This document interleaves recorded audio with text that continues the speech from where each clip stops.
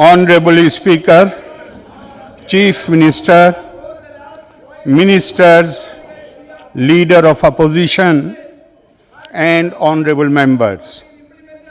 It is my honor and privilege to address this august body of representatives of the people of Kerala, marking the beginning of the 22nd session of the 14th Kerala Legislative Assembly. My government has been facing a catena of challenges ever since it had assumed office in May 2016. COVID-19 pandemic has considerably impeded the normal social life in the state. All countries in the world are facing the challenges posed by the pandemic in differing degrees. My state has almost 9% of its population living abroad. The impact of the pandemic has been quite severe on the state economy.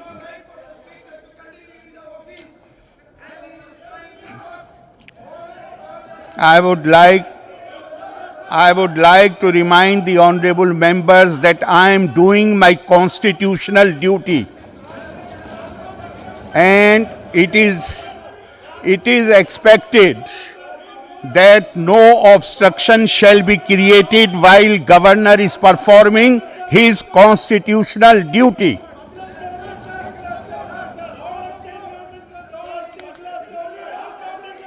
Kerala receives remittances from abroad to the tune of 12% of its gross state domestic product. The coming back of around 6 lakh immigrants will hamper the flow of remittances, and this will dampen the robust private consumption expenditure of the state. A direct consequence of this is a downward slide in the economic growth of the state. Expert committee appointed by my government has estimated the loss in GSDP for financial year 2020-21 at a phenomenal figure of rupees 80,000 crores, which is about 10% of GSDP. At the national level, also the economy is expected to record a negative overall economic growth for the first time since 1979-80.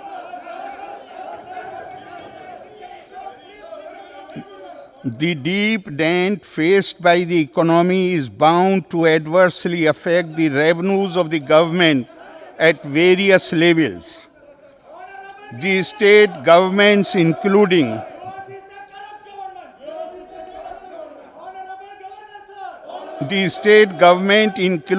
that of Kerala, will face the double whammy.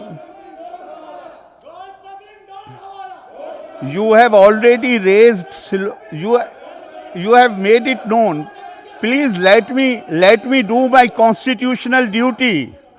let me do my constitutional duty.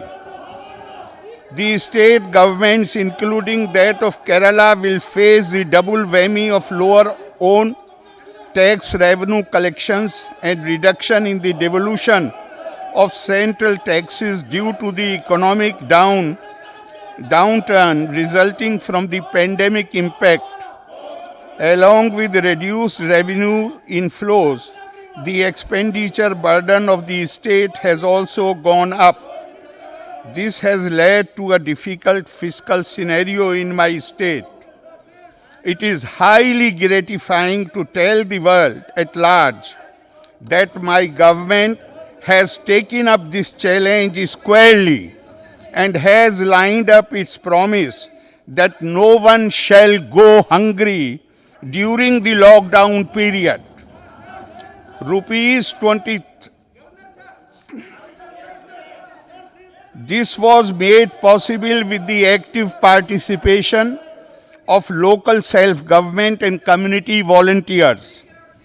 Community kitchens were opened in all parts of the state to provide food to the needy. It was ensured that our guest workers got food of their choice.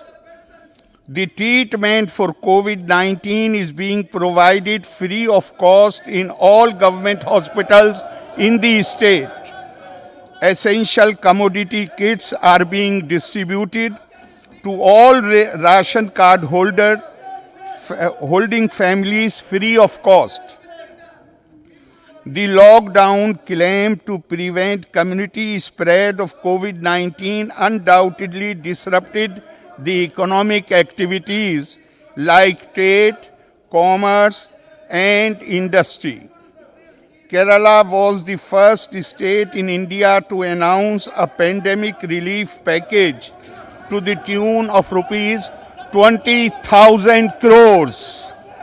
Besides disbursing welfare pensions promptly, my government ensured that all families in the below poverty category who are not getting any kind of pension got a one-time assistance of rupees 1,000.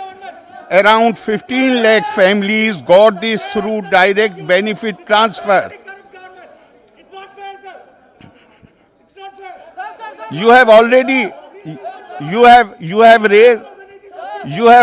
raised enough slogans. Please let me do my constitutional duty. Don't interrupt me.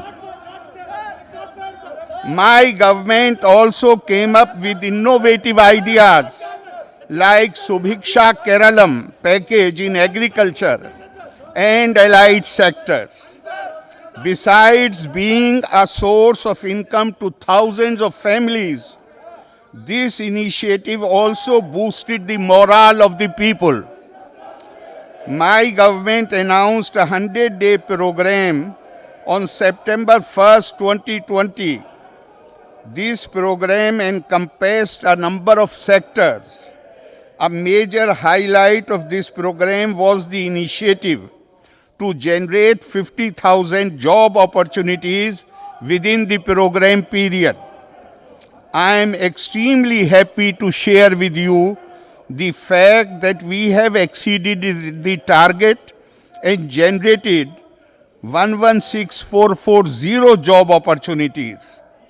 We have also declared floor price for 16 items of vegetable produce in the state.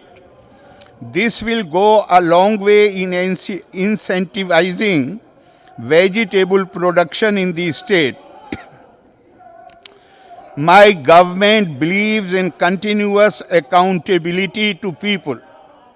Every year, the progress in the implementation of promises made in the election manifesto is being placed in the public domain.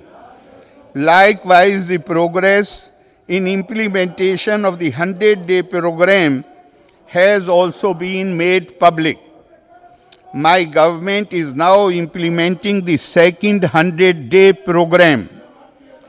My government announced a 12-point program on January 2020, and I am happy to inform the August House that excellent progress has been made in its implementation. It was intended to create a community volunteer corps with a strength of 3,43,000, implying one volunteer for every 10,000 people. The response of the youth has been quite enthusiastic, and we now have the strength of more than 3,73,000 volunteers. Their service have been extremely valuable during the pandemic and also during other emergencies. My government has initiated steps to give systematic training to community volunteers in disaster management. As regards containing COVID-19 pandemic, the efforts taken by my government has won acclaim across the world. But we do not intend to rest on our laurels. My government is fully aware that we have an arduous task ahead. We have to bring down the test positivity rate to 5%. We have to also bring down the number of new cases reported per day. The case fatality rate in Kerala at 0.4% is the lowest in the country. We are conscious of the fact that with an aging population, we are at a great risk. With active participation of local self-governments, public sector health institutions, community volunteers, and personnel of various government departments, we are hopeful that Kerala will be able to contain the spread of the pandemic. My government has been consistent in devolving powers to local self-government. We have conducted elections to local bodies in the face of the stiff challenge posed by the pandemic. We have been able to ensure that campaigns and the voting process was done in accordance with COVID protocol. My government has been able to get renewed confidence of the people in the recently concluded elections to the local self-governments. My government is committed to ensure that the first position accorded to it by Government of India for effective democratic decentralization is retained in future also. Our federal polity is facing challenges from various quarters. My government has been in the forefront of defending the principles of federalism, which is part of the basic structure of our Constitution. We have been taking up with the Government of India all issues involving rights of the states. Kerala has taken the lead in raising genuine demands in the fiscal arena, like raising the borrowing limit from 3 to 5% of the GSDP in the wake of the expenditure commitment after the incidence of the pandemic, and getting GST compensation due to the states. My government has also demanded that donations to the Chief Minister's Distress Relief Fund may be treated as expenditure eligible to be considered for corporate social responsibility spending under the Companies Act 2013. My government is committed to defending the spirit of the Constitution, which is the cornerstone of Indian democracy. My government is committed to foster the constitutional values among the citizenry. We have been in the forefront of defending secular values when apprehensions were raised regarding the consequences of the Citizenship Amendment Act 2019, we have taken the lead in alleviating the fears among large sections of the society. My government is fully committed to strengthen the secular traditions of Kerala and shall strive to promote secular and progressive values in the social, cultural, and political spheres. My government has never compromised on the view that cooperative federalism should be meaningful and the center and the states should be equal partners for a harmonious development process. Anything which runs counter to this does not conform to the federal principles.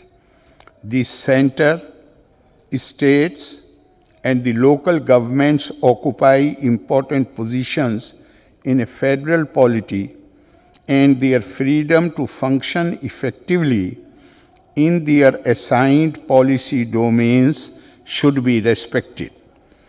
Actions of certain central government agencies have overstepped the constitutional contours and are impeding the development and flagship programs undertaken by the state.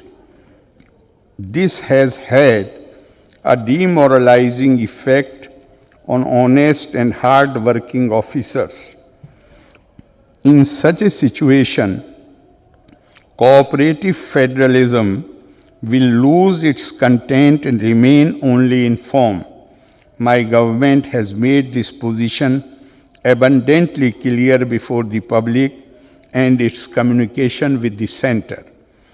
Presently, we are facing hardships in the economic front due to the severe adverse impact of the COVID-19 pandemic.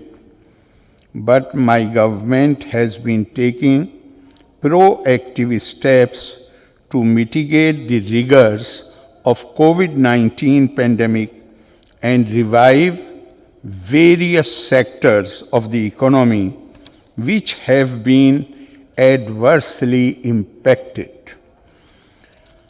We are determined to revitalize our economy and make sure that adequate employment opportunities are generated for our people, including persons who have been compelled to return from abroad, leaving their jobs.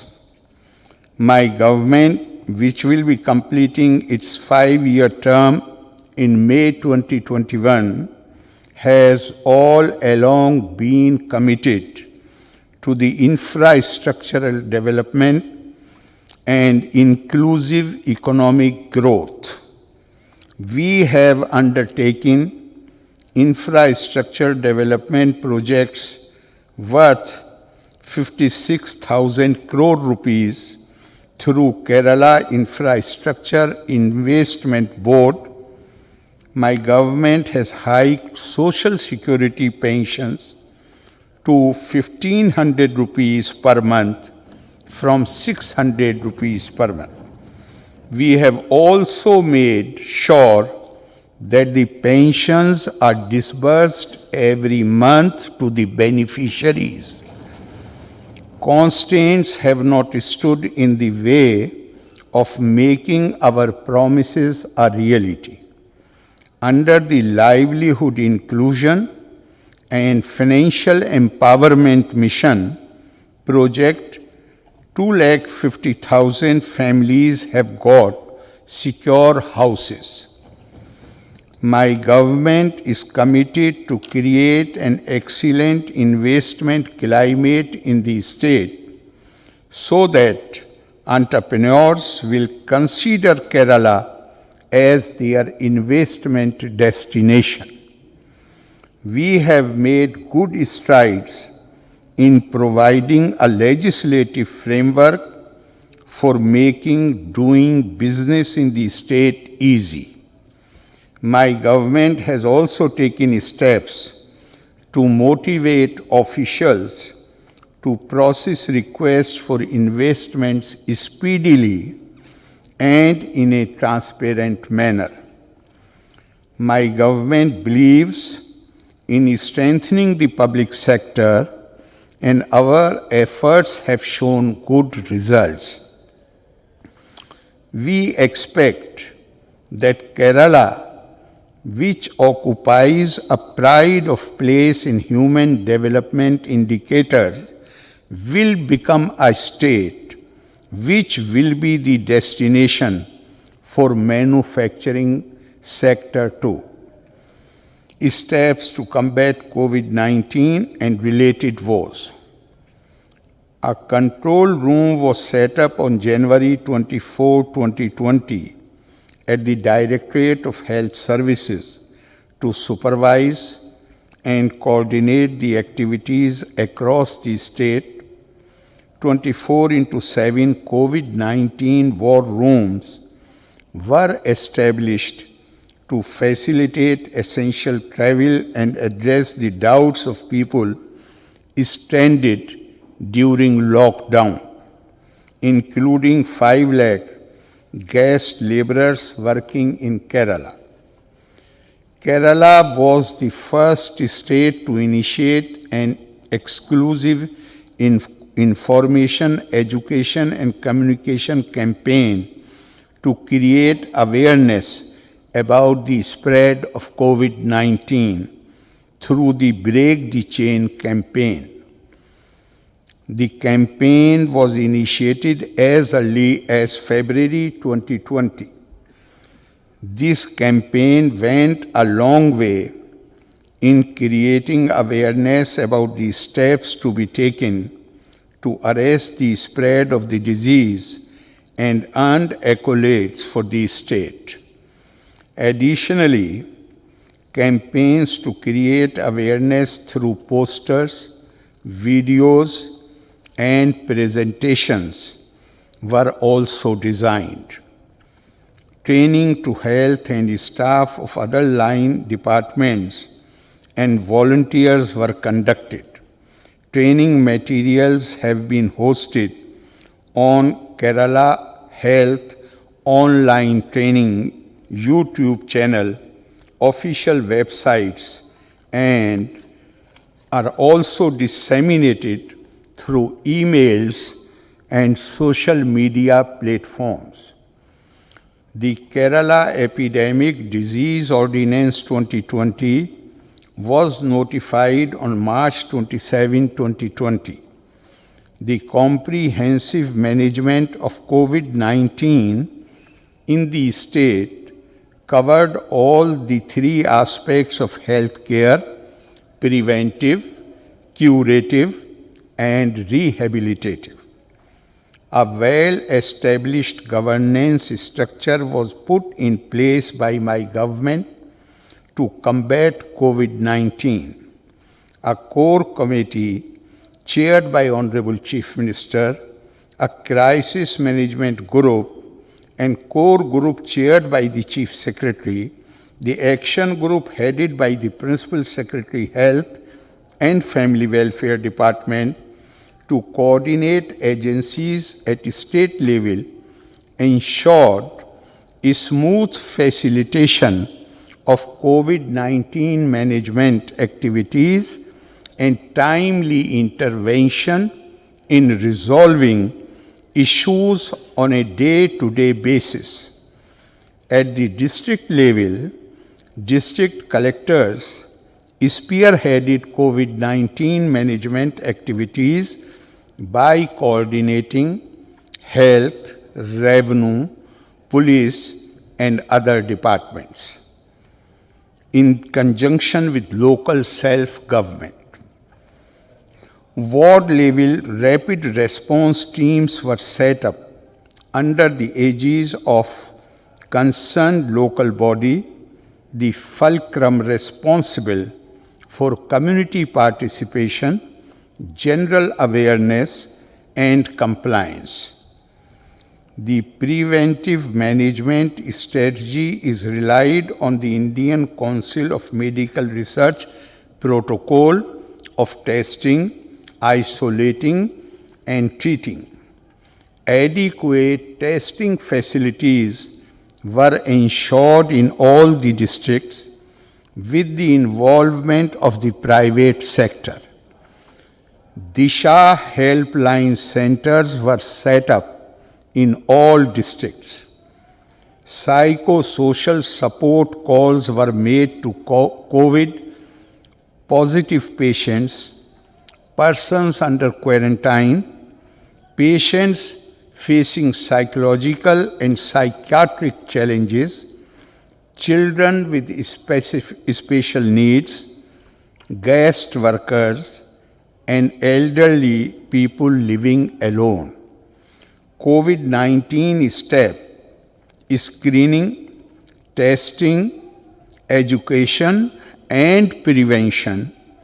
Kiosks were established with a view to ensure accessibility of citizens to testing facilities, especially at the points of entry such as airports, border areas, railway stations, and other transit points, shopping malls, etc.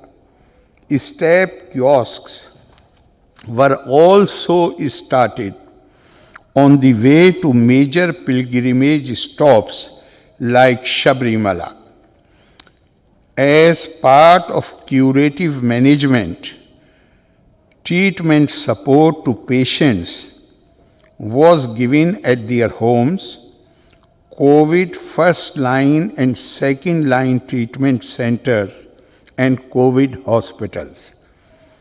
To strengthen human resources in CFLTCs, hospitals and public health systems, my government established COVID Brigade and solicited support from volunteers and enrolled them to boost the existing human resources of the health department. These volunteers were given extensive training and they played an active role in aiding the efforts of the government. Community health volunteers, ASHA and Anganwadi workers ensured care of elderly and persons with non-communicable diseases through regular home visits. The volunteer groups at Panchayat level made house visits to extend support to the people under home isolation.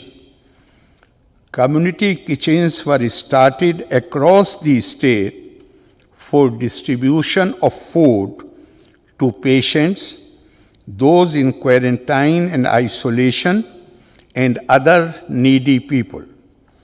Attention is also given to post-COVID care and management. Post-COVID clinics have been set up for the management of patients with post-COVID symptoms.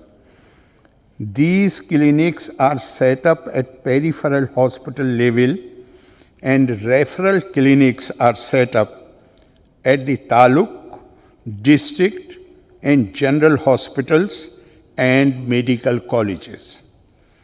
Disha 1056 helpline and district mental health project teams, supported by a more than 1,200 member fleet of professionals, including counselors, ensure their psychological well-being through this phase.